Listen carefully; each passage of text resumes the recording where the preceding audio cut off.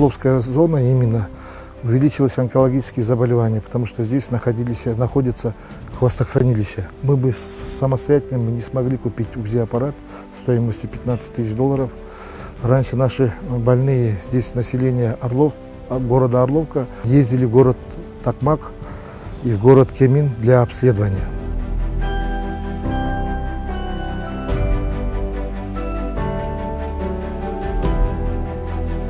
Программа внедряется Организацией по безопасности и сотрудничеству в Европе и программой развития ООН.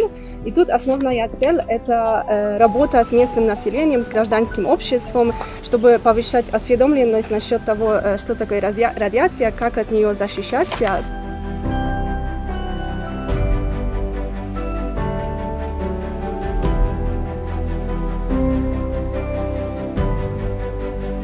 Проблемы уранового наследия являются очень важными, и ПРООН посвящает этому очень много внимания. Начиная с 2008 года ПРООН реализовал несколько проектов, и в рамках первой фазы, которая также поддерживалась Евросоюзом, были определены те приоритетные направления помощи сообществам, которые проживают вблизи урановых хвостохранилищ.